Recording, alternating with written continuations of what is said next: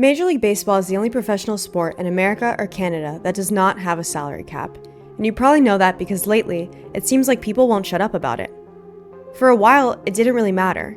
I mean, sure, it was a topic of conversation and of constant debate amongst fans, but it didn't feel as pressing. Teams would spend high and have good seasons, but it wasn't like they were automatic shoo-ins for the World Series.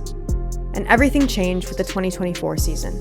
In 2024, MLB's biggest spender won the World Series with a $353 million total tax payroll. And they went up against the league's third highest spender with a $316 million tax payroll. That was after the Dodgers signed what was at the time the biggest player contract in sports history, $300 million more than the next biggest baseball contract ever. And while other teams are certainly trying to give the Dodgers a run for their money, the payroll budget in LA seems to be limitless. In the 2025 season, the Dodgers will have a $391 million total tax payroll, $71 million more than the second biggest spender, and $329 million more than the lowest payroll in the league. But will all this spending guarantee another ring for LA? Can you really buy a World Series? And will baseball ever have a salary cap? Before we get into it, if you like deep dives like this, make sure to subscribe to the channel. We put out videos like this pretty regularly throughout the season, and subscribing really helps the channel grow. A quick note, when I mention payroll here, I'll be referring to total tax payroll. This is the amount of payroll that teams are currently paying competitive balance tax on. It takes into account the average annual value of contracts, even if they're deferred. So while Ohtani may have deferred his salary for 10 years and is only being paid $2 million cash each year, his average annual value is closer to $70 million. If it's so easy to pay your way to a World Series, we could imagine that most of postseason baseball is dominated by high spenders. And that's only partly true. In the last 10 years, only 3 postseasons have been made up of predominantly high spenders, those with the top 10 payrolls. The other 7 years, while there were high spenders who made it into the playoffs, middle 10 and low 10 payrolls were also large contenders in postseason play. That means in most years, roughly half of the league's high spenders don't even make it to the playoffs. But spending money can help your chances, so if you were to try to buy your way into the playoffs and succeed, would spending more get you to the World Series? Not really. In the last decade, there have only been 4 World Series where 2 high spenders faced off against each other: 2018, 2019, 2020, and of course, 2024. In the other 6 years, matchups were against a high spender and a middle or low spender. The exception was the 2015 season, which featured the Royals and the Mets, a middle and low spender respectively. The biggest face-off of mismatched salaries during this time was the 2020 World Series between the Dodgers and the Rays.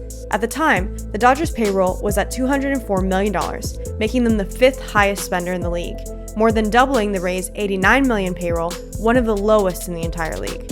The 2016 World Series also featured 2 teams with big discrepancies in payroll. That year, the Cubs were the league's 4th highest spender, with a $205 million payroll, compared to the Indians' $117.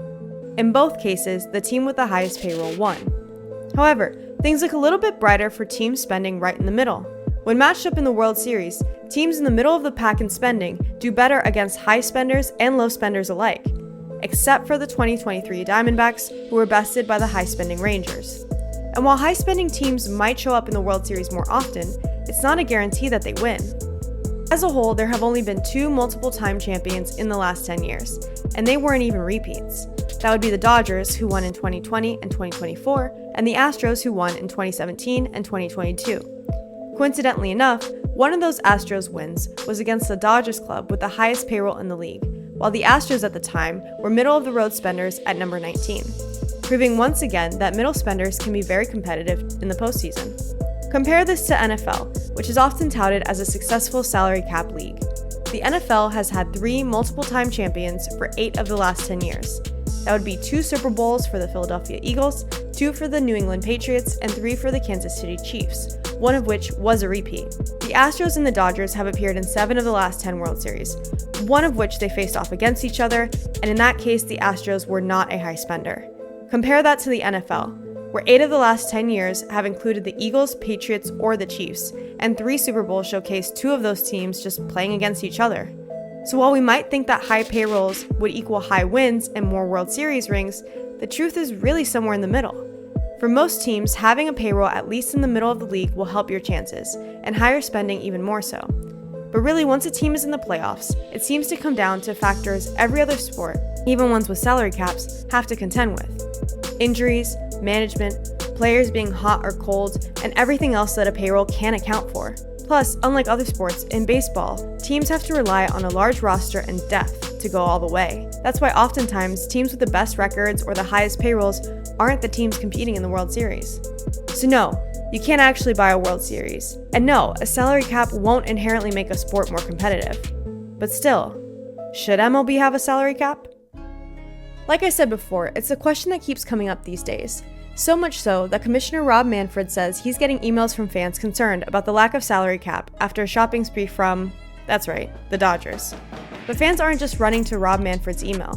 An online poll conducted by MLB Trade Rumors reported more than 2/3 of voters wanted a salary cap. A big reason fans want a salary cap is for competitive parity.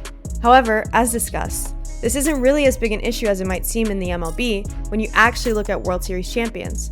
But even if you don't believe me, it's important to remember that the MLB already has something in place to create competitive balance. That would be the CBT, or Competitive Balance Tax. The Competitive Balance Tax regulates how much a team can spend on their roster. Clubs that exceed the payroll limit have to pay the Competitive Balance Tax, also known as a luxury tax. The tax applies to each dollar above the limit, with the rate increasing based on how many years a club is over the limit. Because the MLBPA has been so good about deferring compensation, the CBT applies to the average annual value of each player's contract. So like I mentioned before, the LA Dodgers might be paying Ohtani $2 million this year, but they're actually paying taxes on the average of his contract, which is $70 million. In 2024, this threshold is set at $241 million, which means 6 of the league's 30 teams will be paying luxury tax. The Dodgers, who once again will have the highest tax payroll, will be paying an estimated $140 million in taxes, an amount higher than the bottom 10 team salaries. However, while teams are choosing to exceed the competitive balance threshold now, that doesn't mean they always were or always will. Take our favorite example, the Dodgers, who in 2019 passed on securing top prospects in order to stay under the competitive balance threshold. And that's because the threshold is exactly that. It's a choice. And teams who are serious about winning will be willing to pay it for a shot at the World Series. But since the salary cap is all about competitive balance, you would think that the small market teams would be clamoring for a salary cap. And you'd be wrong. Hal Steinbrenner, owner of the New York Yankees and the 4th highest payroll in the 2025 season, has said that it's hard to match how the Dodgers spend. David Rubenstein, the new owner of the Orioles, who sits squarely in the middle for payroll at number 15, said, "I wish it would be the case that we would have a salary cap in baseball the way other sports do." And yes, I can imagine that when you're the one paying high salaries for top talent, you would want a salary cap. The reason you don't hear the same from small market owners is because a salary cap usually comes along with a salary floor, and many of these owners do not want to be forced to pay their players more than they are now. Talking about salary floors will lead us directly into what is probably your next question. What about revenue sharing? This is something that other leagues have been able to do to create a more competitive balance. But here's the thing, baseball has that too. Currently, MLB has a revenue sharing system where teams pull in 48% of their local revenue. This includes ticket sales, concessions, and local TV deals, which are actually a lot of money, and you should check out my Blackouts video for more information on that. That pool gets distributed equally among all 30 teams in an attempt to level the playing field. With this revenue sharing in place, small market teams really have no incentive to spend more. CBS Sports' Dan Perry said it best. Teams, especially small market ones, get so much guaranteed money for merely existing that there aren't really strong incentives to do the work of building the best possible roster. When you're profitable regardless of home attendance and what kind of local broadcast contract you command, then you can do, well, not much of anything and not feel it in the bottom line. So if baseball has a competitive balance and revenue sharing measures in place, what does it really need? In my opinion, what baseball really needs is a strong commissioner. Someone who will hold owners accountable for spending money and bring on new owners who are willing to do that. If owners aren't willing to spend money to make their teams better, then they should be forced to spend or sell. For fans, when owners are so committed to winning that they're willing to spend money, it's thrilling. But if you happen to root for a team that won't spend, it can be demoralizing. The question is, why should players have to pay because their owners won't? This isn't the players' fault, and the owners aren't victims. Owners might complain about player prices, but eventually, they end up paying. So is it really a problem about money? Ultimately, these franchises are worth billions of dollars. And do they have other expenses? Sure. But are they unable to spend money? No. That's a choice. And while it might be a choice that keeps their team from doing well, for well-managed teams, it's really not damning, because it's not impossible for a low-spending team to get to the playoffs. And owners know this. That's why they don't change anything. With all that said, all the talk about a salary cap has some people wondering, will baseball get a salary cap in the future? The lack of a salary cap in MLB goes back a long way, almost as far back as the formation of the Players Union in 1966. However, it was the players' strike of 1994 that would bring us the system we have now. In 1994, baseball was in a bad financial situation, and owners were looking for a way to save some cash. Player salaries, which were at an all-time high, seemed like an obvious place to cut costs. On January 18, 1994, the owners proposed a new revenue-sharing agreement that would also implement a salary cap, something owners said would help baseball's future and keep small market teams competitive. And it might have worked if it wasn't for these meddling kids. You see, the thing was, players remembered the collusion from the 1980s. Back then, owners had colluded to not bid on free agents, driving player salaries low. Reasonably, many of the players were suspicious at a deal that basically had no benefit to them. The MLBPA, which is one of the strongest player associations in sports, rejected the deal and negotiations began. As time went on, they got so heated that in August 1994, players walked out. The 94-95 strike was the longest work stoppage in MLB history. It lasted 7 months and 3 weeks, effectively canceling the season and the World Series. It also effectively closed any conversations about a salary cap. Why is this relevant? Because in 2026, MLB's collective bargaining agreement will be coming up for negotiation, and pretty much everything I've talked about in this video will be up for discussion.